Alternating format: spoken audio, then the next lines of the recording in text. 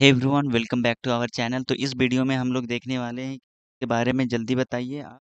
हम देखने वाले एचआईवी वायरस के बारे में। तो देखिए एचआईवी वायरस के बारे में आपको जनरल आइडिया होना चाहिए। अब मैं आपको 2 से 3 मिनट में फटाक से रिवीजन करवा देता हूँ एचआईवी, और 10 मिनट का टाइमर भी लगा देते हैं ताकि आपको पता चलते जाए। इस वीडियो में हम आपको नोट्स बनाते जाएंगे, 3D एनिमेशन से भी समझाएंगे और कोशिश करेंगे 10 मिनट से ज़्यादा बड़ा वीडियो नहीं हो। अगर होता है तो हम मेडिसिन वाला पार्ट अगले वीडियो में देख लेंगे। इस वीडियो में लाइफ साइकिल पूरे अच्छे तरीके से देख लेंगे।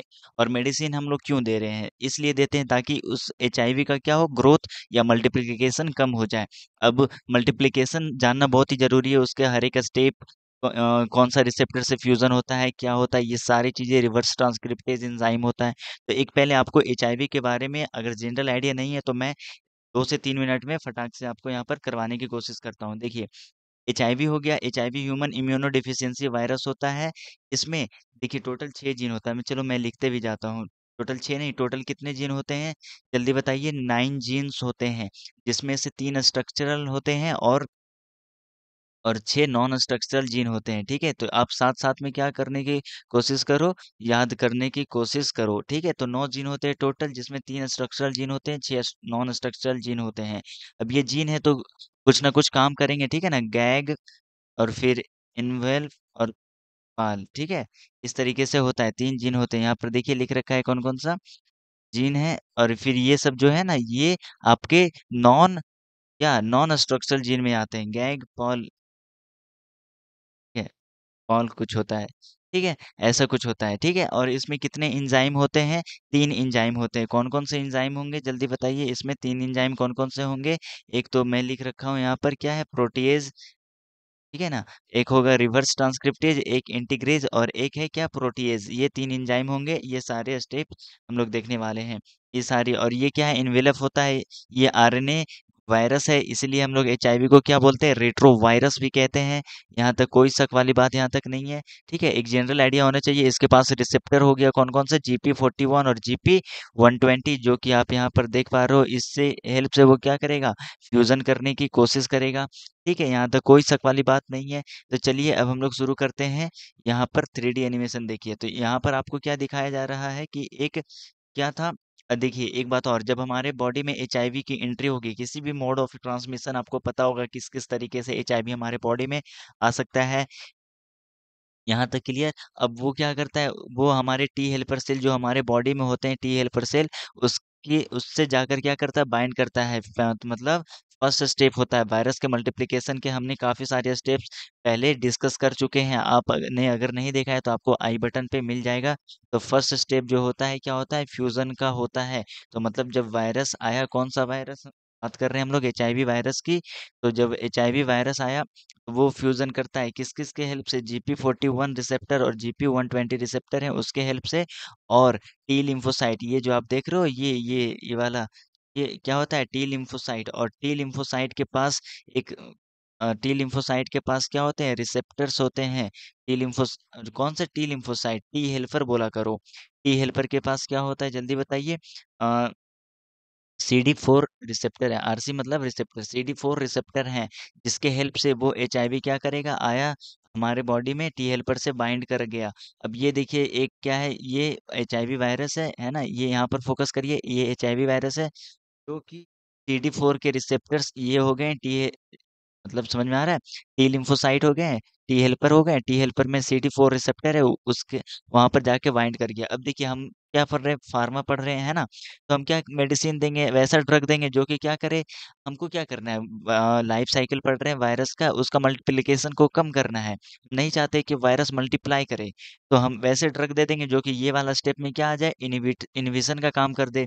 अब देखिए यहाँ पर कौन कौन सा रिसेप्टर है, CD4 का रिसेप्टर है, ठीक है? अब ये देखिए, और क्या है, वायरस के पास भी रिसेप्टर है कौन कौन से, यहाँ पर देख पा रहे हो, ये जो फूल जैसा है, और ये GP41 और GP120, ठीक है? लेकिन अगर मैं आपको बता दूं, कुछ जगहों पे मैंने मतलब दूसरा उल्टा पढ़ा है, ठीक है? तो आप इस पे ध्यान मत दो, ठीक है? GP41 होता है, GP120 होता है। GP41 के हेल्प से वो CD4 रिसेप्टर पर जाके बाइंड करता है, ठीक है? यहाँ पर मैं लिखूं क्या, CD4 जो रिसेप्टर है, CD4 रिसेप्टर से वो जाकर के बाइंड करेगा कौन, GP41। तो हम वैसा ड्रग दे देंगे जो कि क्या कर दे, GP41 का क्या कर दे जल्दी बताइए, इनहिबिशन कर दे, या फिर CD4 रिसेप्टर है उसका इनहिबिशन कर दे, या फिर GP120 जो आप पढ़ रहे हो उसका क्या कर दे, इनहिबिशन कर दे, या फिर और ध्यान से सुनिए, यहाँ पर क्या होते हैं, को रिसेप्टर भी होते हैं, जिसे हम लोग क्या बोल रहे हैं, साइटोकाइन को रिसेप्टर बोल रहे हैं। क्या बोल रहे हैं, साइटोकाइन को रिसेप्टर कह रहे हैं, ध्यान से सुनिए,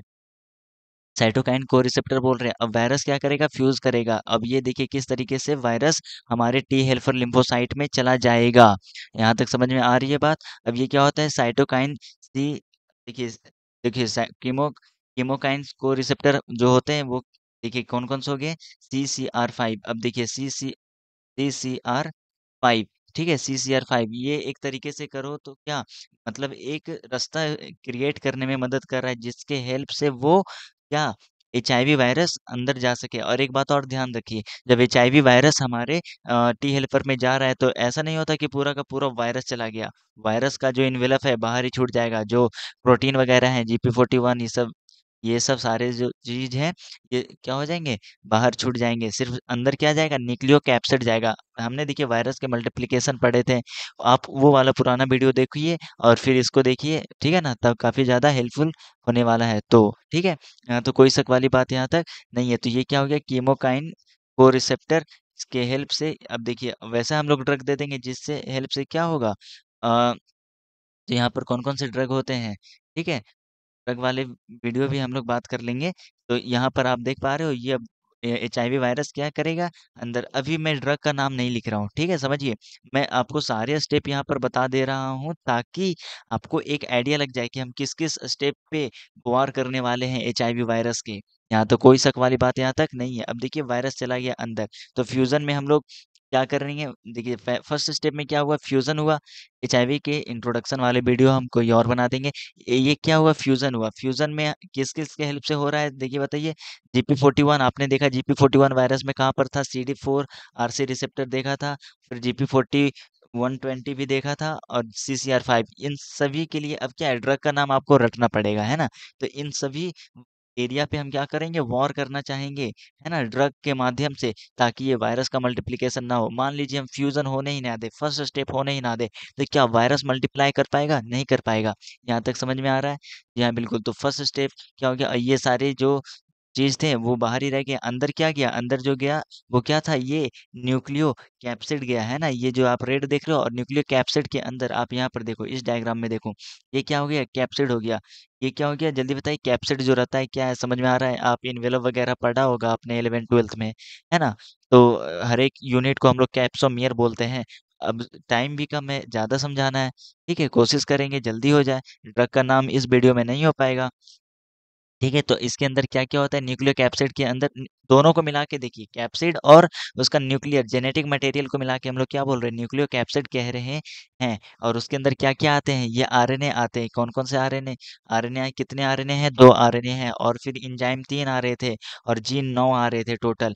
यहाँ तक क्लियर, आप रिवाइज कर सकते हो, कितने जीन है, 9। आपको मैंने बता दिया, गैकपोल इन्वेलप बनाएगा कोई, कोर ऑफ द प्रोटीन बनाएगा कोई, कुछ बनाएगा, है कि नहीं। और reverse transcript 3 enzyme, reverse transcriptase enzyme, यहाँ पर मैं लिख दे रहा हूँ, यहाँ पर क्या है, रिवर्स ट्रांसक्रिप्टेज एंजाइम। दूसरा एंजाइम आपका जो काम आएगा वो इंटीग्रेज है, और तीसरा स्टेप जो है प्रोटीएज है। यहाँ तक कोई शक वाली बात यहाँ तक नहीं है, बहुत बढ़िया। अब आगे हम लोग बढ़ते हैं, ठीक है। तो ये न्यूक्लियो कैप्सिड, अब क्या होगा, कैप्सिड हटेगा, ठीक है, कैप्सिड हटेगा तो जेनेटिक मटेरियल आ जाएगा वायरस का। आप यहाँ पर देख पा रहे हो 2 RNA थे, और ये क्या है, ये नीला नीला ये जो देख रहे हो, ये आपका है रिवर्स ट्रांसक्रिप्टेज। अब स्टार्ट होगा रिवर्स ट्रांसक्रिप्शन वाले प्रोसेस। HIV एक रेट्रो वायरस होता है, तो यहाँ पर रिवर्स ट्रांसक्रिप्शन होगा। ये अरे रे, ठीक है।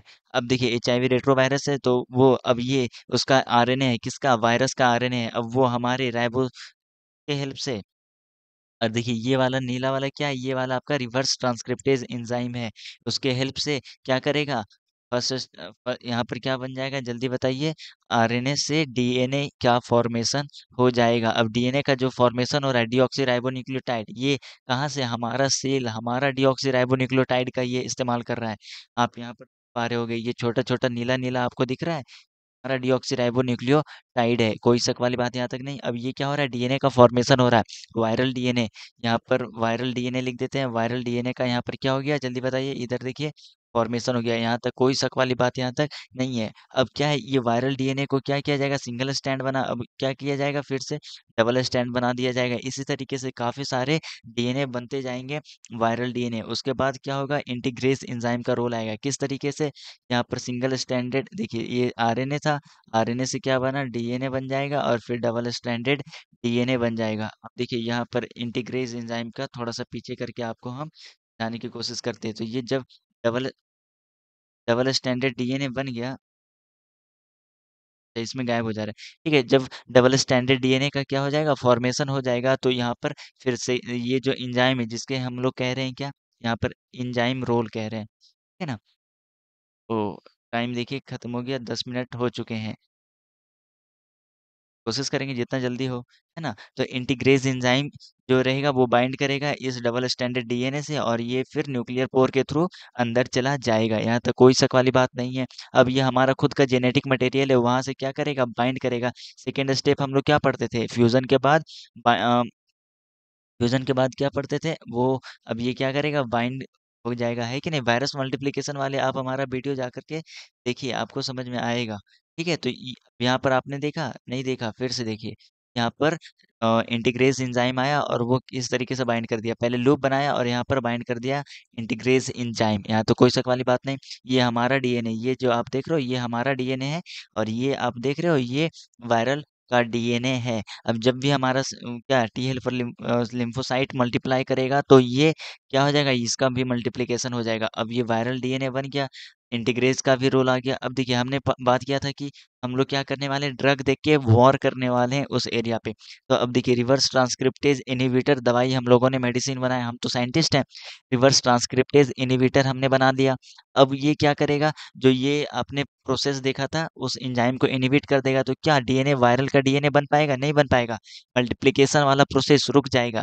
ठीक है? अब यहाँ पर हमने देखा, मान लेते हैं अब क्या किए, दूसरा तरीका हमारे पास क्या है, वायरस के मल्टीप्लिकेशन को रोकने के लिए, कि हम लोग इंटीग्रेज एंजाइम का इनहिबिशन कर दें। ठीक है?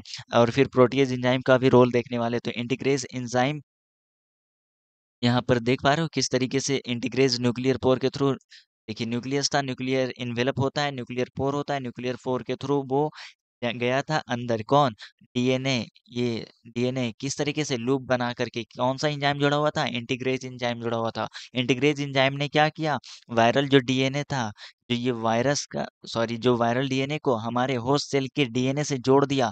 अब उसके बाद क्या होगा, एमआरएनए का फॉर्मेशन होगा।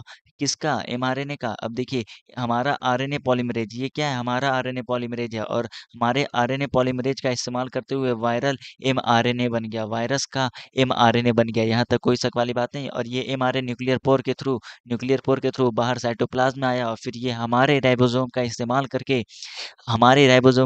करके क्या कर रहा है, ये प्रोटीन बना रहा है। ये क्या है, मल्टी चेन प्रोटीन कहलाता है। क्या कहलाता है, साथ में बोलिए, मल्टी चेन प्रोटीन कहलाता है। यहाँ तो कोई शक वाली बात नहीं। अब देखिए, प्रोटीन भी बन गया। उसके बाद लास्ट स्टेप हमने देखा था क्या, वायरस का मैच्योरेशन। पांचवा स्टेप और छठा स्टेप पुराने वीडियो में हमने बात किया, वायरस का मैच्योरेशन और वायरस का रिलीज। तो यहाँ पर क्या हो रहा है, वायरस का मैच्योरेशन होगा, उसके बाद वायरस का रिलीज, वायरस का रिलीज। ठीक है, यहाँ पर इस तरीके से। तो ये देखिए, वायरस, ये आरएनए इसी तरीके से निकलता रहेगा, सॉरी, ये क्या है, हाँ, और फिर ये प्रोटीन बनाता रहेगा, मल्टी चेन प्रोटीन कह रहे हैं जिसे। और ये देखिए, अभी वायरस मैच्योर्ड नहीं हुआ है, अंदर जाएगा, फिर कैप्सिड बनेगा।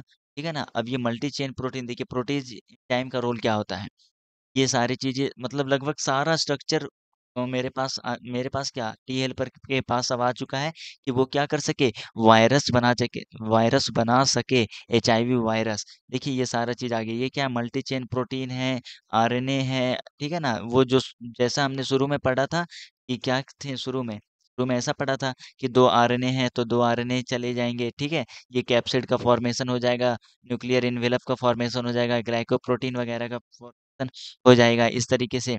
लेकिन ये अभी मैच्योरेशन, ठीक है, अब ये सारा चीज़ देखिए, अब प्रोटीएज ये मल्टी चेन प्रोटीन था, ये वायरस के अभी किसी काम का नहीं है, तो ये प्रोटीएज एंजाइम इसे कट करता है।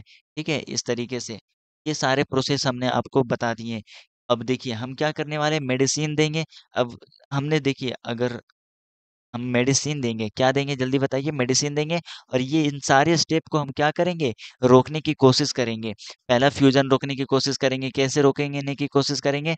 CD4, RC, GP41, CCR5, GP120 इनका इन्हिबिशन कर देंगे।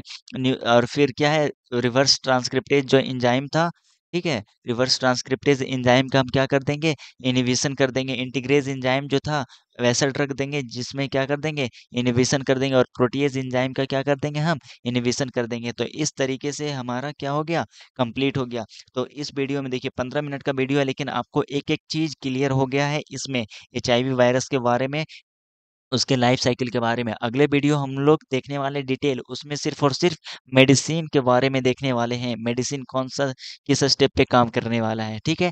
वीडियो पसंद आया हो तो लाइक कर दें, सब्सक्राइब कर दें। मिलेंगे हम आपसे अगले वीडियो में। Thanks for watching this video.